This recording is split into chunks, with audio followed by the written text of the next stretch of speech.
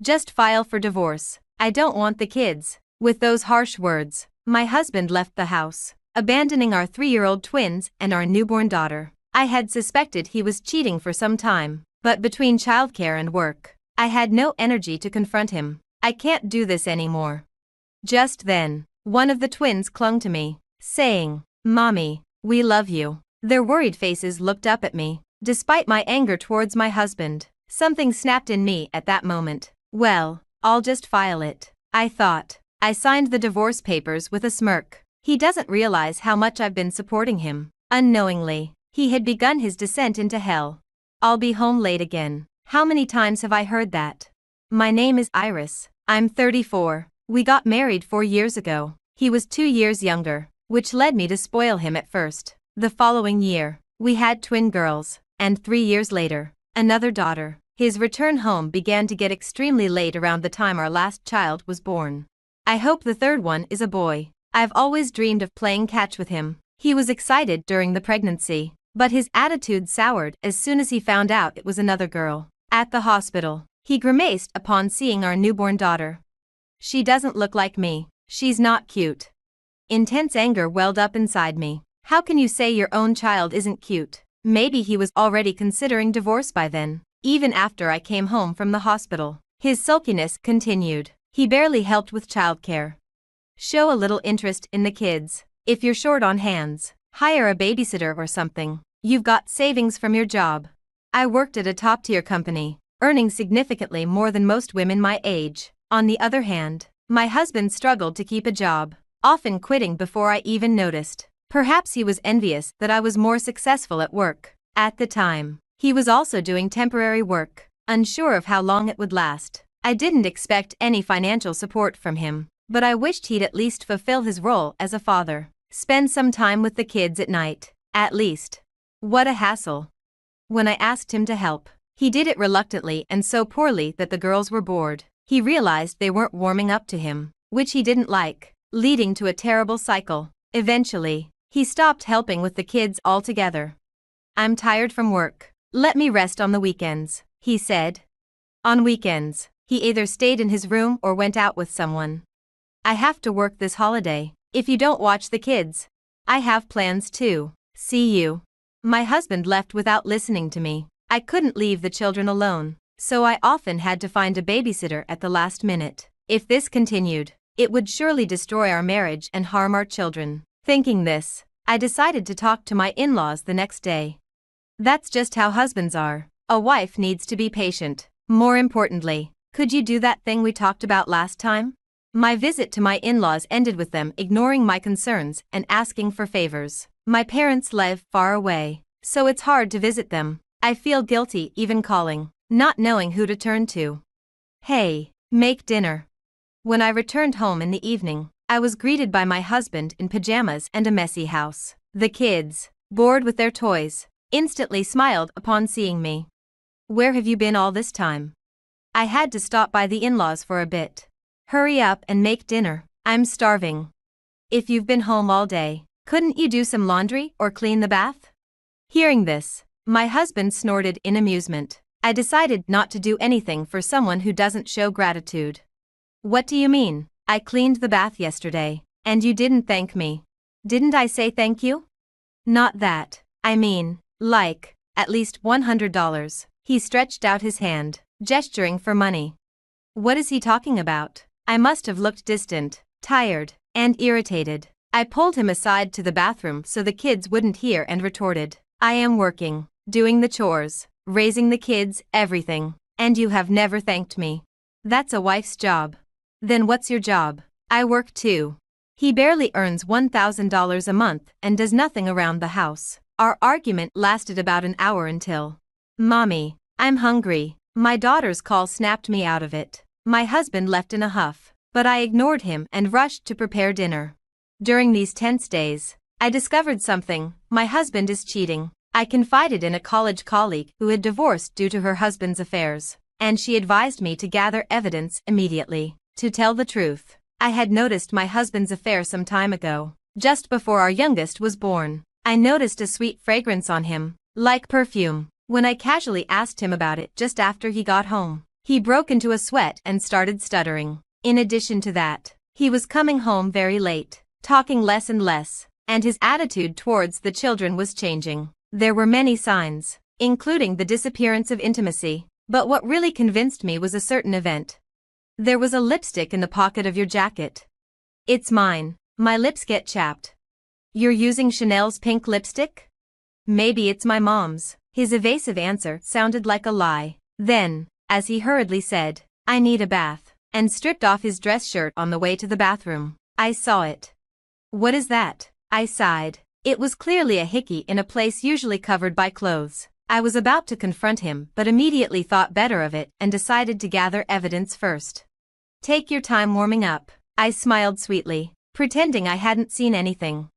The next day, I came home late from overtime. My daughters were already asleep, and the room was wrecked in silence. We need to talk. Only the dining room light was on, and there he stood, holding a piece of paper. I can't take this anymore. Let's get a divorce. What? Just file for divorce. I don't want the kids. Without waiting for my response, he handed me the divorce papers and left. Mommy. The sound of the door closing woke up the twins, who looked at me worriedly. It's okay. Sorry for waking you. Though I told my daughters it was okay, it clearly wasn't. He's reached his limit? That's my line. And what does he mean he doesn't want the kids? Mixed emotions swirled in my head, and I hadn't even noticed the tears streaming down my face. Mommy, we love you. Sensing something, the girls hugged me tightly. At that moment, I came to my senses. I can't go on like this. I can't worry these little girls. I realized that as long as I have my children, I'm happy, and this is what I should have done from the start. Well, I'll just file it. When I said this with a determined look on my face, my daughters smiled, and we all slept soundly that night. The next day, I filed the divorce papers first thing in the morning and called a certain person. Yes, please go ahead with it. It's my husband who will have trouble. The person on the phone listened to my story and took action. This was something I had considered before. If my husband betrayed me, I would end everything we had been doing. If that ruins his life, it's none of my business. 3 days later. Iris, where have you been? Waiting for me as I returned from work were my in-laws and my husband. My mother-in-law was furious, my father-in-law pale, and my husband seemed clueless, dragged along without understanding the situation. Have you been waiting at the front door all this time? That's kind of creepy. This is no time for that. What is this? My mother-in-law thrust a letter at me. It's a notice from a lawyer. I can see that much. Her face was tomato red as she raised her voice. I need to pick up my daughters, so excuse me. Ignoring them, I went inside, but my furious in-laws followed me into the living room, insisting on a discussion. Why would you suddenly send this? I don't understand. You would understand if you read the letter, wouldn't you? Using a lawyer, how cowardly. Despite being in the wrong, my MIL's outrage was something else, mixed with irritation and confusion. I was constantly thinking about how to convey my feelings. Then my husband, who seemed to understand nothing, finally spoke up. Are you upset because I divorced you? Filing some kind of complaint? My in-laws looked at him, dumbfounded. Of course, he had no idea what I had done for them all this time. Hey, I didn't hear about any divorce. Is that why this is happening? Such a useless son. What are you two so anxious for? You've ruined everything. Wait, what are we even talking about? As the conversation between them went nowhere, I watched coldly as my MIL slammed the table. Why did you divorce Iris? Well, my husband clammed up when things got uncomfortable. Since the conversation wasn't going anywhere, I decided to answer for him. He completely failed to fulfill his duties as a husband and father. There you go again. I told you that's just how men are, right? So you would forgive your husband if he had an affair? What? My MIL froze, clearly not expecting to hear that her son had been unfaithful. My husband tried to interject, but a sharp glare from me shut him up. Then, oddly, my FIL started defending his son. A man's affair is just a fling. It's not a problem. This is pointless. Please leave. All further communication will need to go through my lawyer. So what are you talking to a lawyer for now? You're agreeing to the divorce, right? My husband was confused. clueless about what was going on. Agreeing, I filed for divorce straight away. Then what is all this about? While arguing with my husband, my MIL suddenly started crying loudly. Paying $56,000 in one lump sum is impossible. What large sum? What are you talking about? Who's paying whom? Finally, the moment had come, time for my husband to regret. I proudly revealed what I had kept hidden until now. It was right after we got married 4 years ago. I was called to my in-laws' house alone, where my MIL said she had a serious matter to discuss. Nervous just because she was his mother, I was prepared to help however I could, but the words that came out of her mouth were shocking. "I need $60,000, she said out of the blue, leaving me utterly confused. As I hesitated, she bluntly asked about my salary. Unable to withstand her pressure, I admitted it was over $100,000, and her eyes lit up. Apparently, my FIL had gotten into horse racing, losing big amounts without ever winning, and had even accumulated debt. Desperate for $60,000 to cover his debts, she pleaded with me, and I couldn't say no, repeatedly insisting she would pay me back. 4 years passed, and all I got back was just $4,000. There were times when she repaid some only to borrow again. If I don't do something, I will never be able to collect the full amount. So I hired a lawyer and filed a lump sum claim for the remaining $56,000 in full. My husband's jaw dropped when he heard this, and I almost laughed. But we said we'd pay back little by little. Why suddenly in full? We're no longer family, so I thought I shouldn't hold back. Then my MIL, with a screech like a monkey, turned her fury towards my husband. "It's your fault for cheating, so you should be the one to pay it back." "Huh? Why should I? We're not working anymore, and our pension won't cover it. If you want me to live in your parents' house, you'll do what I say."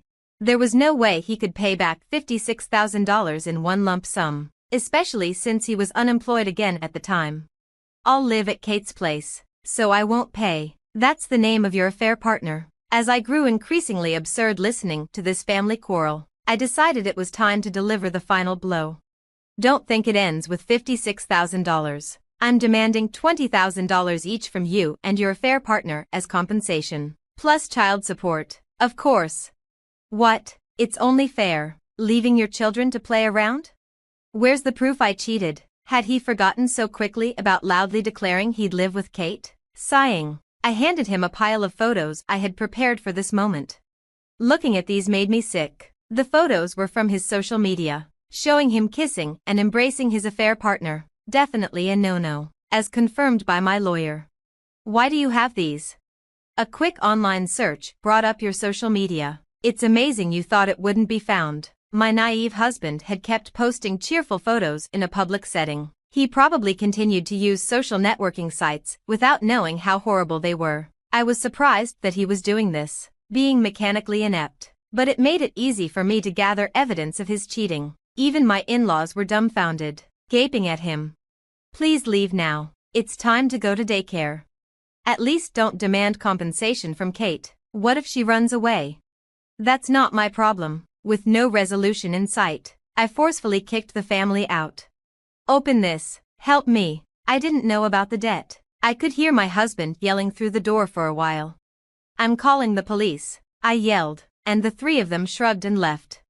A year has passed since then. After paying me the compensation, the affair partner disappeared. Because of this, my ex-husband had to live at his parents' home, where they incessantly demanded he cover the $56,000. He ended up borrowing from shady lenders. While he managed to pay that off quickly, he still owes $20,000 in compensation for the affair and $500 a month in child support. Now he earns his daily wage by doing manual labor from morning to night. The interest on his debt is ballooning, and it might be impossible for him to pay it off in his lifetime. But that's none of my business. "Mommy, we're going to be late." "Oops, my daughters are calling me to daycare. They're growing up so healthy and strong. That's all the happiness I need."